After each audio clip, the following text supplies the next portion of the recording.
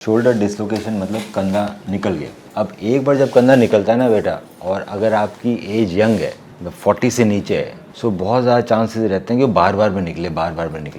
अब वो जितनी बार निकलेगा ना उतना नुकसान तो बढ़ेगा ही ना। ऑब्वियसली कोई चीज़ अगर बार में सटक रही है तो और ज़्यादा बढ़ेगी। इसको समझने के लिए पहले देखते हैं कि निकलता कैसा है और निकलने के बाद क्या होता है, तब समझ में आएगा कि बार बार में निकलने से क्या नुकसान हो सकता है। सो ये आपको दिख रहा है, ये हमारी हाथ की हड्डी है, हाथ की हड्डी ये हमारे कंधे में आर्टिकुलेट कर रही है, ये शोल्डर जॉइंट बनता है। सो ये डिसलोकेट ना हो इसके लिए आपको दिख रहा है पहाड़ जैसा स्ट्रक्चर लेब्रम। तो हमारे हाथ जैसे ये लेब्रम है, यहाँ पे लेब्रम है। तो ये मेरे हाथ की हड्डी है जो निकल नहीं रही। क्यों? क्योंकि लेब्रम लगा हुआ है। ये चारों तरफ है, यहाँ भी है, यहाँ भी, चारों तरफ लेब्रम है। अब जब पहली बार जब मेरे हाथ डिसलोकेट हुआ तो ये लेब्रम फट गया, ये फट के नीचे आया, तो ये बार बार डिसलोकेट हो रहा है। अब ये तो पहली बार फट गया, वापस चिपकेगा नहीं, पर ये जितनी बार ही मेरा हाथ डिसलोकेट हो रहा है तो क्या नुकसान कर रहा है, डिसलोकेट होकर यहीं जाएगा। सो हाथ में भी खड्डा होगा और अब ये लेब्रम टूट गया, अब बोन टूटने लगेगी। धीरे धीरे यहाँ पे इतने बड़े खड्डे आते हैं, यहाँ पर बोन लॉस इतना होता है कि इंसान ऐसे सोने के लिए हाथ ऊपर उठाता है, रात को नींद में निकल जाता है खट, अल्टीमेटली रात को नींद में निकलने लग जाता है। सो ये थोड़ा कंडीशन वर्स हो जाती है। मतलब ये चीज़ पहले भी ठीक हो सकती थी। अब इसमें जनरली लोग इग्नोर क्यों कर देते हैं? क्योंकि हम हाथ से नहीं चल रहे। अब यही दिक्कत पैर के किसी में हुआ होती तो पैर से चलना मुश्किल हो जाता। सो बेसिकली प्रॉब्लम ये है जी। अब ये फटा हुआ है। अब ये है हमारा कार्टिलेजिनस बैंकार्ड। अगर ये हड्डी भी टूट जाए तो बोनी बैंकार्ड आया। फॉर्चुनेटली हमारी बोन नहीं घिसी है, यही फटा है, ये फटा है। और ये हाथ की हड्डी में खड्डा है ह्यूमरस साइड में, उसको हिल सैक लीजन बोलते हैं, वो भी मैं आपको दिखाऊंगा। तो इसको फिक्स करने के लिए दूरबीन से सर्जरी होती है जी। आजकल एंकर्स अच्छे आते हैं, नॉटलेस एंकर्स आते हैं। नॉटलेस एंकर्स का फ़ायदा क्या है, गांठ लगाने की ज़रूरत नहीं पड़ती। मैंने एंकर डाला, एंकर डालने के बाद इसके जो धागे हैं वो मैंने जो फटाफटी उससे निकाल लिए, फिर अपना अंदर ही गांठ लग जाती है, ऊपर गांठ नहीं लगती। सीक्वेंशियल टेंशनिंग है ये। नॉटलेस रिपेयर करते हैं। नॉटलेस रिपेयर दो तरह के एंकर से करते हैं हम लोग।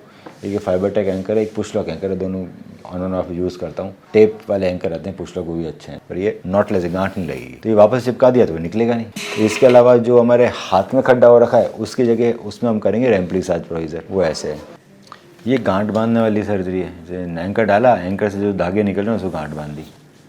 तो गांठ बांधने में गलती हो सकती है, ढीली गांठ लग जाए, तो नॉटलेस हमेशा बेटर रहते हैं। इसमें ह्यूमन एरर होने के चांसेस कम रहते हैं। दूसरा, शोल्डर का जो ह्यूमरस साइड है उसमें खड्डा है, इधर खड्डा है पीछे निकल के, उसको भरने के लिए उसमें एक एंकर जाएगा और पीछे वाली मांसपेशी डाल देंगे, इसको रेम्प्लिसाज। तो ये दोनों चीज़ें कर दूंगा मैं, हाथ की हड्डी भी भर दूंगा और ये भी फिक्स। अब ये दोनों चीज़ें फिक्स करेंगे, डिपेंड करता है कि आप नॉटेड एंकर लेते हैं या नॉटलेस एंकर लेते हैं। एक तो होती है ma'am open surgery. Open surgery आपको सस्ती पड़ेगी, उसको लेटार्जे बोलते हैं, हड्डी काट के लगाते हैं। लेटार्जे में क्या होता है, हाथ पूरा नहीं घूमेगा, जैसे ये हाथ पूरा घूम रहा है, ओपन सर्जरी में इतना ही घूमेगा। दूसरा ऑप्शन है दूरबीन सर्जरी का, जो मैंने आपको दिखाया है। इसके अंदर दो ऑप्शन है, एक होता है गांठ बांधने वाला एंकर, एक होता है नॉटलेस एंकर। गांठ बांधने वाले एंकर होते हैं ऐसे, ये एंकर लगाया गांठ बांधेगी। नॉटलेस एंकर होते हैं ये वाले जो मैं बताया, ये नॉटलेस एंकर है, नॉटलेस। तो नॉटलेस महंगे पड़ेंगे, गांठ बांधना सर्जरी।